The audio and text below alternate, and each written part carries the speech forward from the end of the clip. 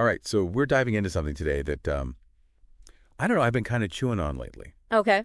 It's this whole idea of a golden age, but not for like a whole country, right? Like we hear about the golden age of Hollywood or whatever, but this is more about a personal golden age. And the excerpt that you sent me, The Golden Age of America and My Retirement, Yeah.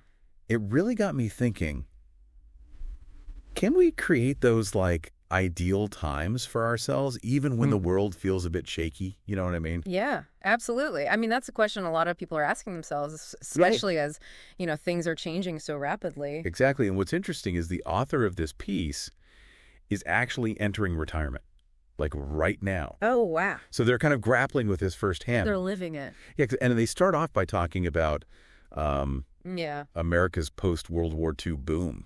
It's like this almost mythical time that we hear about with economic growth and all these technological advances happening. Space race and... Yeah, the space race, new inventions, just this sense of like Right. constant progress and optimism. Absolutely. And it's easy to see why that period holds such a appeal, I think. When you look back at it objectively, the author even mentions GDP growth averaging around 4%, which is huge. I mean, that's really significant.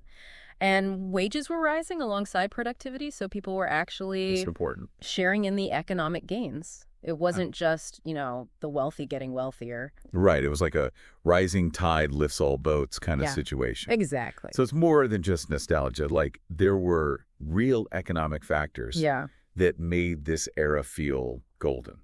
For sure. But then the author kind of throws in a curveball here. Okay. They say even golden ages have their shadows. That's true. Right, so it's not all sunshine and roses. Yeah, they bring up the fight for civil rights, which was obviously a huge struggle at that time. Absolutely. And the constant tension of the Cold War, the threat of nuclear annihilation. That was always looming in the background. It's a good reminder that even in times of outward prosperity, when things seem really good on the surface, there are always challenges and inequalities that might get overlooked. Yeah, and perspectives that are being missed. Absolutely. It makes you wonder what really makes a golden age golden then, right? Right. Is it purely economic or is there something more to it? Yeah. Is it a feeling? Yeah. Is it a mindset? Yeah, that's a great question. Because I think that's where the author's personal perspective gets really interesting. Okay. They ask this question: if a nation can have a golden age, can an individual have a golden age? Right. Can you create that for yourself? Exactly. And for them, the answer seems to be a resounding yes. Interesting. So how do they define a personal golden age then? What does that actually look like in practice? Yeah. How do you make that happen in your own life? Well, they talk about it as a time for pursuing passions, Okay. for redefining what success means, and most importantly, having the freedom to make those choices. I love that. Imagine finally having the time to dive into that hobby you've always loved. Yes. Or learning a new skill just for the joy of it. Not because you have to, but because you want to. Yeah. You're not climbing a ladder. You're just doing something for you. Exactly. That resonates with me so much. I've always wanted to learn to play the piano. Oh, that's awesome. I haven't made the time for it. Sure. But let's be realistic. Freedom, usually requires some serious financial security, right? You can't just Absolutely. You need to have that foundation. quit your job and travel the world without some planning. The author brings this up too. They draw this really interesting parallel between a nation's economic foundation and an individual's financial security.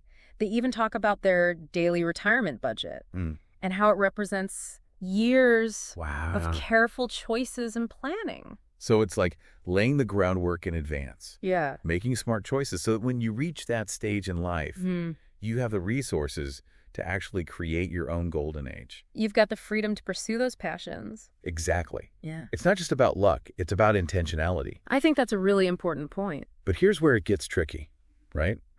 Because the author acknowledges that achieving that level of security is tougher today than it might have been in the past. For sure. Wages haven't really kept up with the cost of living for a lot of people. Right. Pensions are less common. And everything just seems to be getting more expensive. Yeah, it can feel like an uphill battle sometimes. Absolutely. Yeah. So how do you stay optimistic in that environment? Right. I mean, reading this, I sense the author isn't giving up hope. No, not at all. Their point is that every generation faces challenges, right? That's true. It's about finding ways to adapt and thrive within those circumstances. And they believe it's still possible. to create your own version of a golden age, even if it looks different from previous generations. So you're not trying to replicate some historical ideal. Right.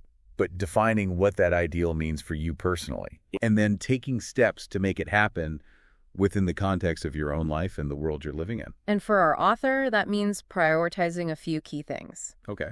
Financial independence, continued learning, and spending quality time with family. I like that. They're not waiting for some external event to declare a golden age. They're creating it on their own terms. That's so inspiring. It's like taking ownership of your own happiness and fulfillment. Yeah, I think that's a powerful message. Absolutely. So for anyone listening out there, I'm curious. Yeah.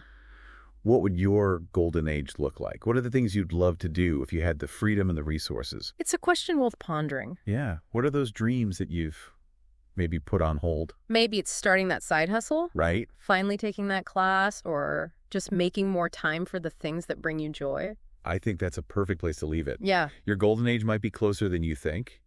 It's about identifying what truly matters to you. Absolutely. And making those things a priority in your life. Couldn't agree more. Yeah, thanks for this conversation. This was really eye-opening. Absolutely. It's been a pleasure. Yeah, and for everyone listening, we'll see you next time on The Deep Dive.